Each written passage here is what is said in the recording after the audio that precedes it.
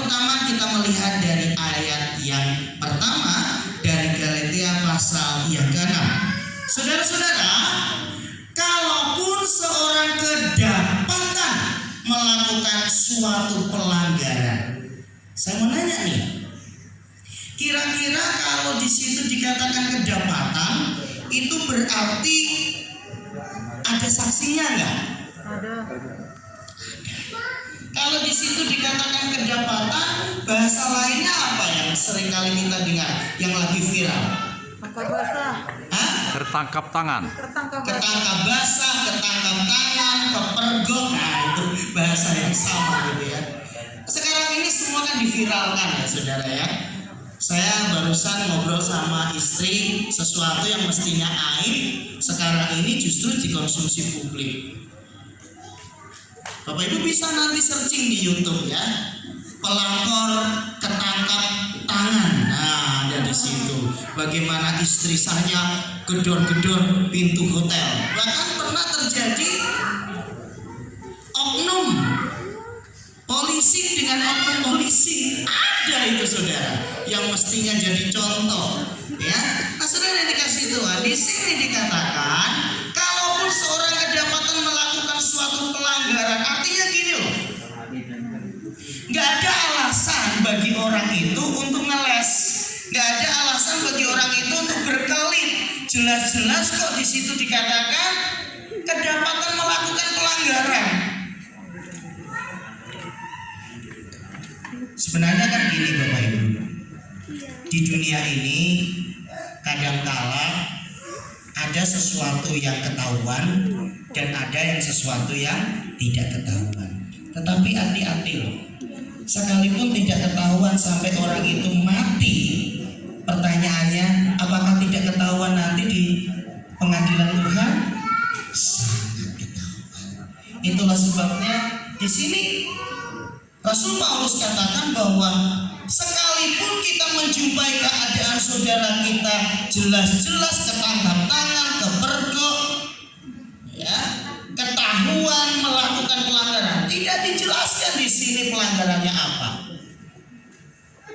Baru-baru ini saya melihat ada yang lagi viral juga, seorang ibu-ibu ketahuan mengambil handphone di rumah warga lalu diikat di tiang dan dijadikan tontonan. Lagi viral juga itu Bapak Ibu. Lalu di situ banyak komentar netizen di situ. Aduh, kok nggak punya perikamanusiaan dan lain sebagainya. Tetapi firman Tuhan hari ini mengajarkan kepada kita harus bersikap dewasa manakala kita melihat saudara kita jelas-jelas sudah melakukan kesalahan. Setidaknya ada 3 hal yang ingin saya bagikan manakala Bapak Ibu menjumpai entah itu suami, entah itu istri, entah itu anak, entah itu menantu, entah itu mertua, entah itu siapapun juga yang jelas-jelas di depan mata kita melakukan kesalahan. Yang pertama, nobody's perfect. Amin. Tidak seorang pun sempurna. Kita semua ini tempatnya salah dan tempatnya kilaf dan tempatnya lupa.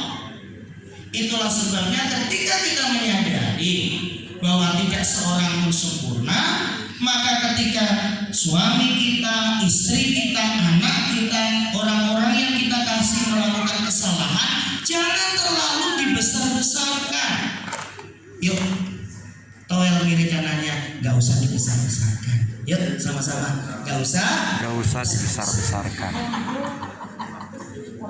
Amin. Amin.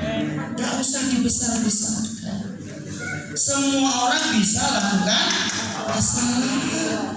Nobody's perfect. Nggak seorang pun yang sempurna. Kemudian ketika kita dengar kebenaran ini, jangan juga kemudian ada yang berpikir, kan kesalahan itu biasa, aku mau bikin salah terus, kata Pak Yohanes itu biasa. Ya nggak boleh juga. Itu namanya nggak mau berubah. Ya. Jadi kita tidak boleh boleh memakai topeng kelemahan kita dengan mengatakan terimalah aku apa adanya. Nggak bisa begitu juga. Kita juga harus berubah. Itu yang pertama. Ketika kita melihat saudara kita siapapun itu melakukan kesalahan, hal pertama yang harus kita ingat, tidak seorang pun sempurna. Dia bisa melakukan kesalahan, saya pun sangat mungkin bisa melakukan kesalahan. Kemudian yang kedua, ketika kita melihat orang lain melakukan pelanggaran atau kesalahan, hal yang kedua yang harus kita tanamkan di dalam hati kita adalah kalau Tuhan saja mengampuni, maka saya pun juga harus mengampuni.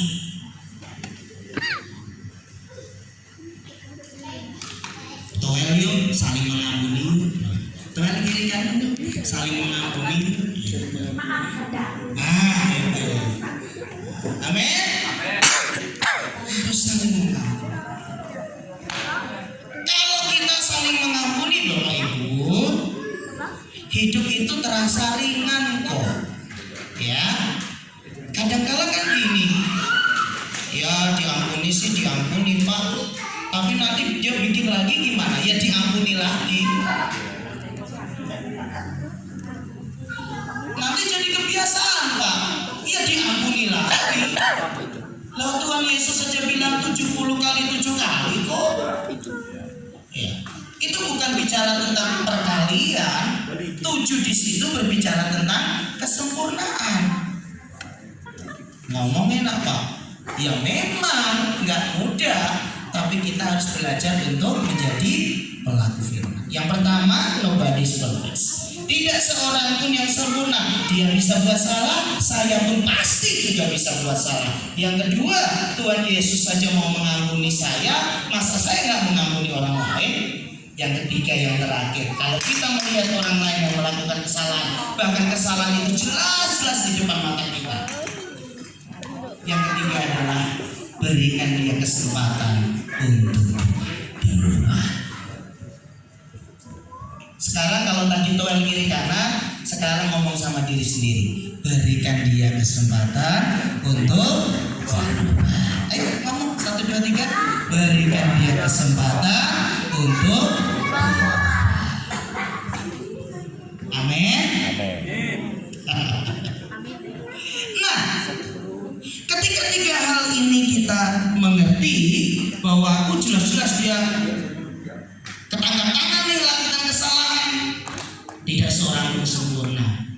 Semua orang bisa bikin salah dan saya harus memberi kesempatan untuk dia berubah. Kemudian firman Tuhan katakan, maka kamu yang rohani. Kira-kira kalau kalimat ini ditujukan kepada saudara, saudara berani gak bilang saya rohani?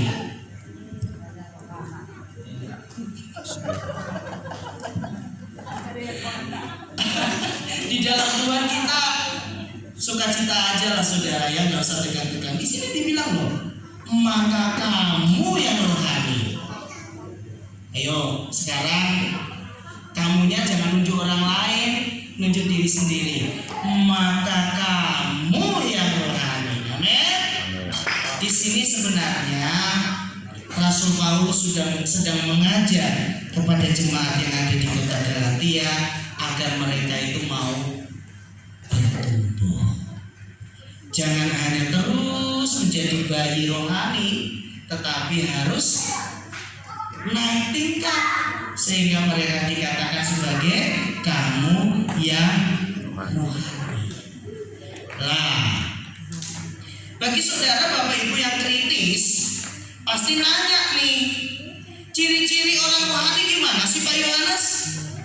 Perasaan itu belum deh saya kalau rohani. Bapak Ibu yang dikasih Tuhan, kalau mau jujur, kita semua yang di sini belum kok pantas disebut rohani. Kita ini masih belajar, amin. Kita ini masih belajar. Ya namanya belajar, salah itu biasa, tetapi jangan pakai kesalahan menjadi kebiasaan. Nah itu 2 hal yang berbeda. Salah itu biasa, tapi jangan pakai kesalahan sebagai kebiasaan. Maka kamu yang rohani, harus memimpin. Namanya memimpin itu di depan atau di belakang? Di depan. Kalau di belakang itu namanya membicarakan, ya. Makanya kalau Bapak Ibu lihat, kebetulan saya dulu punya kambing, ya. Saya dulu punya kambing di kampung, jadi tahulah gimana gembalakan kambingnya. Nah, jadi ketika domba-domba ini mulai merumput, maka ya namanya binatang ya, ada yang nurut, kadang ada yang nggak nurut juga. Kadang-kala saya dulu masih ingat kalau lagi gembalakan kambing itu suka diteriakin tetangga karena kambingnya ada yang nakal, suka makan itu loh tanaman tetangga, ya. Makanya harus bawa yang namanya bukan tongkat sih kalau di kampung Pak, seperti cemeti gitu loh ya. Kami buat dari tali rafia yang digulir-gulir begitu, jadi dicambuk-cambuk gitu ya, jadi nggak ada. Kalau memang dikasih Tuhan, kamu yang rohani memimpin orang itu ke jalan yang benar. Firman Tuhan katakan kamu rohani, berarti kita ini bersyukur ya sama Tuhan, dipercaya sebagai orang yang rohani, kemudian kita dipercaya menjadi mentor, ya, menjadi pemimpin buat orang yang lakukan kesalahan itu ke jalan yang benar. Nah, perhatikan baik-baik, dalam roh lemah lembut. Nah, roh lemah lembut ini bukan berarti kalau ngomong pelan, Dek, jangan gitu ya, Bang, jangan gitu, bukan. Itu namanya letoy, ini bukan lemah lembut. Lemah lembut itu berbicara tentang penguasaan diri. Tuhan Yesus tetap lemah lembut loh ketika dia membolak-balikan meja penukar uang di bait Allah. Tuhan Yesus tetap lemah lembut loh ketika bilang sama Petrus, "Hai kamu iblis, enyah engkau."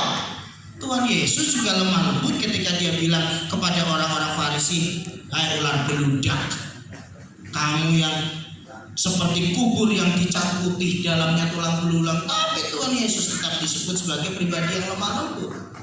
Lemah lembut berbicara tentang ketegasan, bukan berbicara tentang nada yang pelan. Ini dua hal yang berbeda. Nah, memimpin orang itu ke jalan yang benar dalam roh lemah lembut. Nah, di sini bukan tentang perilaku ya, tetapi roh, berbicara tentang spirit. Bagaimana kita memiliki motivasi hati untuk membuat orang lain itu berubah jadi lebih baik. Ini saya kasih tahu dulu. Kebetulan saya itu ngajar ya. Saya itu lebih senang lihat mahasiswa yang kurang pintar, tapi setiap kali saya memberikan tugas, dia cepat mengerjakan, dan sebelum deadline dia mengirimkan tugas-tugasnya. Saya sangat respect kepada mahasiswa yang seperti itu, daripada mahasiswa yang IQ-nya tinggi, pintar banget, tapi deadline-nya nggak dikirim. Sekalipun ketika dia mengirim, hasilnya bagus, tapi bagi saya tidak jadi bagus. Kenapa? Karena melewati batas yang sudah ditentukan. Bapak Ibu yang dikasih Tuhan, kira-kira Tuhan juga begitu kok. Tuhan tahu kita semua ini memiliki kelemahan masing-masing. Ada yang kelemahannya di mulut, ada yang kelemahannya di tangan, ada yang kelemahannya di mata. Masing-masing kita punya kelemahan. Tetapi Tuhan tidak pusing dengan semua itu. Tuhan ingin agar kita menjadi pribadi yang menuntun orang yang bersalah itu ke jalan yang benar dengan roh yang lemah lembut. Artinya kita punya ketegasan untuk sekalipun orang itu lamban, sekalipun orang itu agak susah, tetapi kita ingin agar dia diselamatkan. Itulah sebabnya Bapak Ibu, kalau ada siswa yang telat ataupun yang nilainya kurang, saya selalu motivasi. Saya katakan nggak apa-apa, coba lagi. Kalau ini belum bisa, saya kasih tugas yang lain. Nah saudara yang dikasih Tuhan, penting bagi kita untuk kita selalu memberi kesempatan agar orang itu bisa berubah. Nah, di sini dikatakan sambil menjaga dirimu sendiri supaya kamu juga jangan kena pencobaan. Nah, ini loh saudara.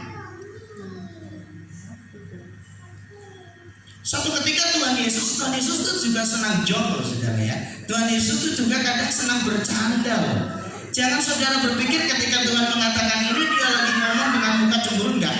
Dia bilang gini, orang munafik, bisa lanjutin kalimatnya? Keluarkan dulu apa? Selumbar di mata saudaramu kamu bisa lihat, tapi balok di depan matamu tidak kamu ketahui. Kalau minggu yang lalu saya berbicara tentang Sokrates yang berbicara tentang kalau kamu lihat sesuatu tapi kamu nggak lihat dengan jelas, jangan kau cerita ke orang lain. Kalau kamu dengar sesuatu tapi kamu tidak mendengarnya dengan jelas, jangan cerita ke orang lain. Kemudian yang ketiga, sekalipun kamu lihat dan sekalipun kamu mendengar dengan jelas, tetapi apa yang kamu lihat dan kamu dengar itu tidak baik untuk disampaikan kepada orang lain, jangan ceritakan kepada orang lain. Nah, Luar biasa. di sini dikatakan bahwa supaya kamu juga jangan kena pencobaan. Seringkali ketika kita sibuk, sibuk untuk lihat, kayaknya dia kok begini ya, kok nggak berubah-berubah ya, kenapa dia begitu? Nah, saudara yang dikasih Tuhan, ayo kita belajar untuk lebih banyak mengintrospeksi diri sendiri, ya, lebih banyak apa saudara mengevaluasi diri sendiri daripada melihat kelemahan orang lain. Next kata. Nah, kalau yang pertama tadi berbicara tentang bagaimana kita yang rohani harus membimbing orang yang salah itu ke jalan yang benar. Kemudian yang kedua, kenapa kok lompat ayatnya menjadi bertolong-tolonganlah menanggung bebanmu, demikianlah kamu memenuhi hukum Kristus. Kan ini sepertinya dua ide yang lompat ya saudara. Di satu sisi sebuah nasihat untuk bisa membimbing orang yang sudah ketangkap-tangan melakukan kesalahan. Kemudian yang kedua, kenapa Rasul Paulus langsung bilang bertolong-tolonganlah menanggung bebanmu? Di mana koneksitasnya? Di mana nyambungnya? Jadi gini Bapak Ibu yang dikasih Tuhan. Perhatikan baik-baik firman Tuhan ini, buka hati, buka pikiran, sehingga kita akhirnya mengerti, oh itu toh maksud firman Tuhan. Gini Bapak Ibu, ada orang yang tahu bahwa apa yang dia lakukan itu salah, tetapi dia tidak punya kemampuan untuk melawan kesalahan itu. Saya ulangi, ada orang yang tahu bahwa apa yang dia lakukan itu salah, tetapi dia tidak punya kemampuan untuk melawan sehingga dia terus melakukan kesalahan. Kepada orang-orang yang seperti inilah firman Tuhan katakan bertolong-tolonganlah menanggung beban. Saya kasih contoh Bapak Ibu. Saya 10 tahun melayani di Papua dari tahun 2000 sampai 2010. Nah, nggak tahu kalau sekarang ya, waktu itu masyarakat yang ada di sana itu kebanyakan, tetapi tidak semua ya. Kalau mereka punya uang itu, seringnya mereka itu pakai untuk minum-minuman beralkohol. Jadi sampai ada kalimat begini, kalau dia punya duit, tidurnya itu diselokan.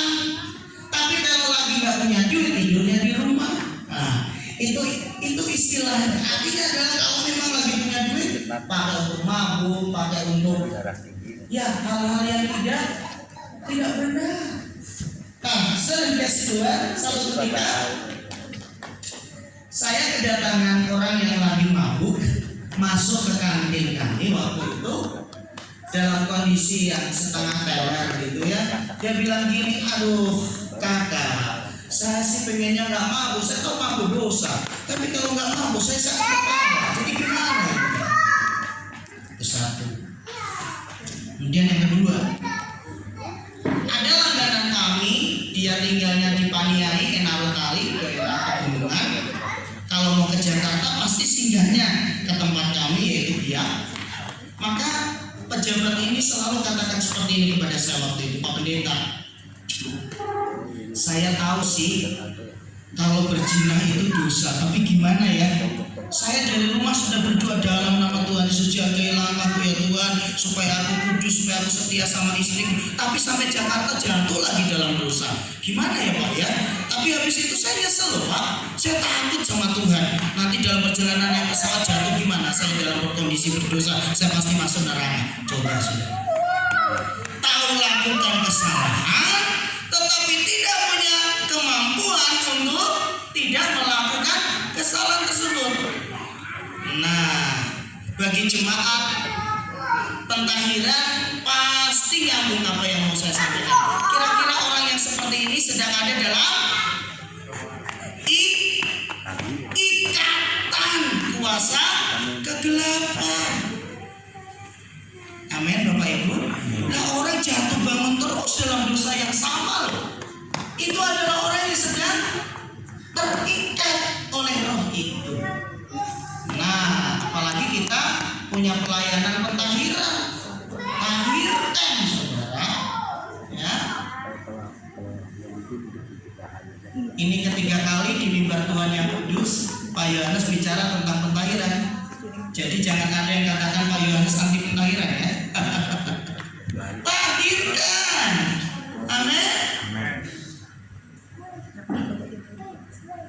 Saya lihat ada postingan tadi ya di grup GPP, bagus.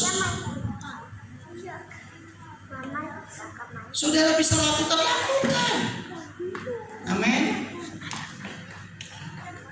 Nah saudara yang dikasih Tuhan, demikianlah kamu memenuhi hukum Kristus. Artinya gini saudara, kalau kita memiliki hati kasih, kita lihat saudara kita yang terus jatuh dalam dosa, itu kita kasihan loh saudara. Bukannya kita bilang, memang dia dasar begitu kok. Udahlah, kalau memang sukanya berjudi, mau dikasih uang berapapun pasti dipakai judi. Oh memang itu kesukaannya kok. Padahal dia sedang terikat dengan roh itu. Harusnya kalau kita sayang kepada dia, kita lepaskan, setelah itu kita bimbing dia supaya dia bertobat. Apakah orang kalau lakukan dosa kemudian kita omelin kemudian dia bisa berubah Bapak Ibu? Enggak. Yang ada dia semakin jauh. Gereja bukan tempat orang suci loh. Katakan amin. Gereja bukan tempatnya orang suci.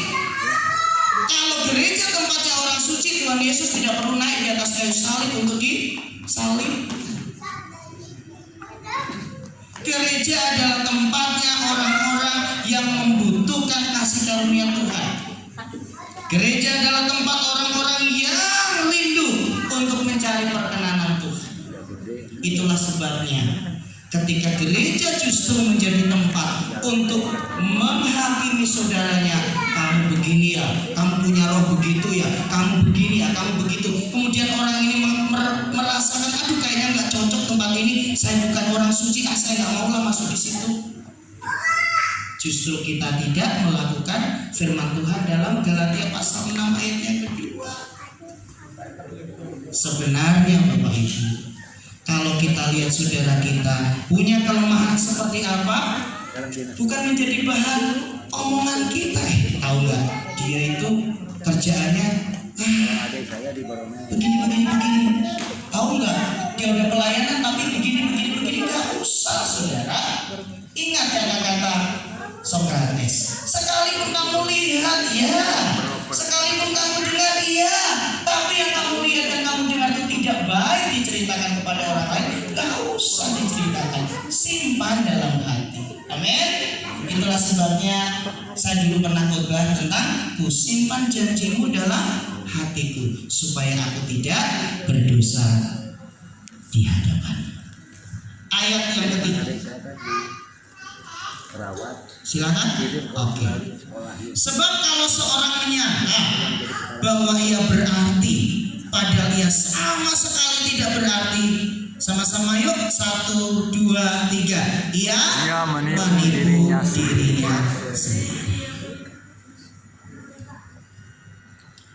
Maaf, kalimat saya mungkin bisa menyinggung, tapi saya harus sampaikan karena ini adalah kebenaran. Selama saudara merasa hebat, saudara pasti akan menganggap orang lain itu remeh.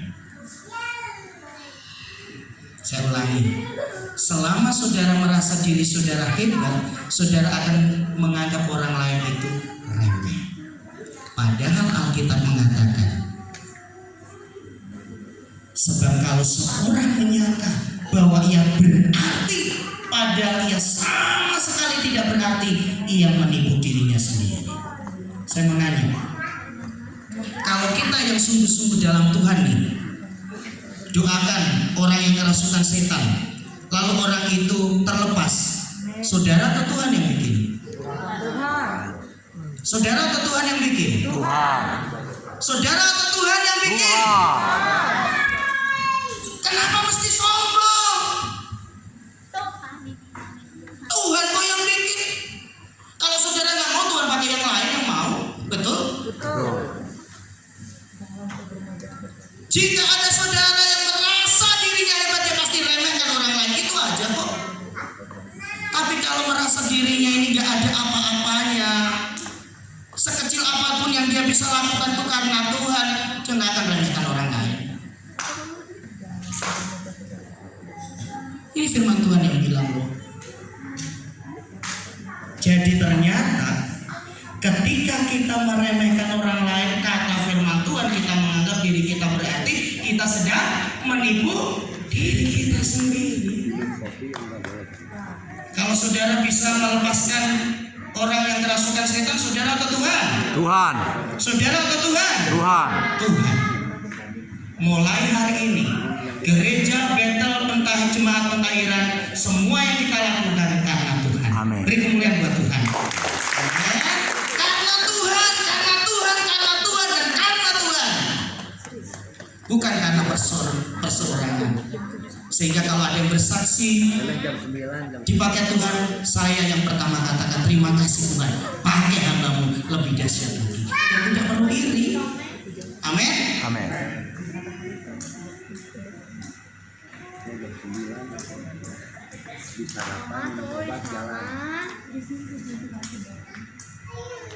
Terakhir ayat yang keempat.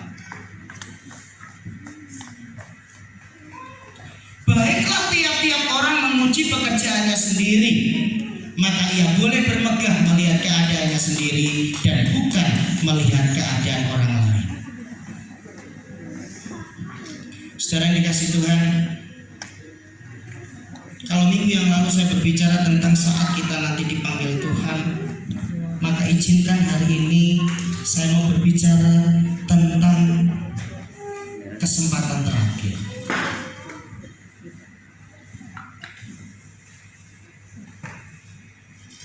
Maaf, udah jam 6 tapi saya harus sampaikan. Siapa yang berani katakan bahwa besok saudara pasti bisa bangun? Ada yang berani katakan besok pagi pasti saudara bangun? Tidak ada orang yang tahu.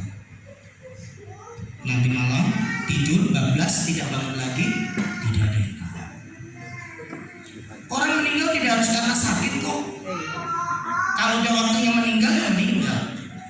Itulah sebabnya suatu ketika Billy Graham, seorang penginjil kenamaan asal Amerika, didatangi oleh senator-senator Amerika, dan Billy Graham ditanya oleh para senator-senator tersebut, Billy, kesempatan sangat besar untuk menjadi presiden Amerika Serikat. Kami para senator mendukung Anda. Maukah Anda menjadi presiden Amerika Serikat? Lalu Billy Graham dengan berapi-api dia berkata, kalau aku menjadi presiden Amerika Serikat, maka aku menurunkan derajatku serendah-rendahnya. Sebab ketika aku menjadi pelayan Kristus, Tuhan sedang mengangkat aku lebih daripada menjadi seorang presiden. Itulah sebabnya suatu ketika seorang wartawan bertanya kepada Billy Graham, Billy, kenapa Anda setiap kali KKR begitu berapi-api? Dengan tegas dia katakan, kalau aku sedang KKR, maka aku berpikir itu adalah KKR-ku yang terakhir, dan besok aku sudah mati. Makanya aku akan melakukan yang terbaik hari itu. Bapak Ibu yang dikasihi Tuhan, seandainya setiap kali kita ibadah, kita memiliki pengertian bahwa ini adalah ibadahku yang terakhir, apakah kita akan bermain-main dengan ibadah kita? Ya. Kita pasti akan serius dengan ibadah. Kita melayani, pasti kita melayani dengan serius. Kita mempersiapkan diri dengan sungguh-sungguh, karena kita sadar kita tidak pernah tahu apakah akan ada kesempatan berikutnya. Dengan demikian, kita akan selalu memacu diri kita sendiri untuk melakukan yang terbaik untuk Tuhan.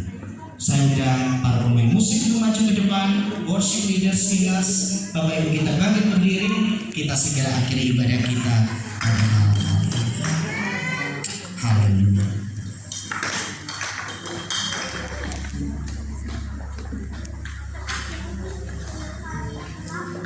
Waktu Tuhan pasti yang terbaik.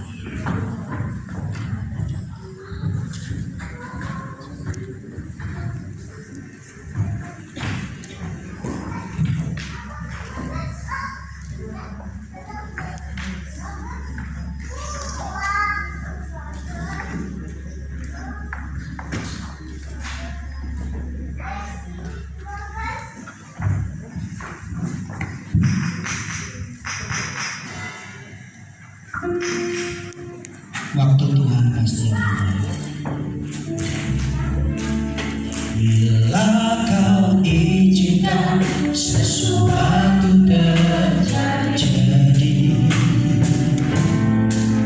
ku percaya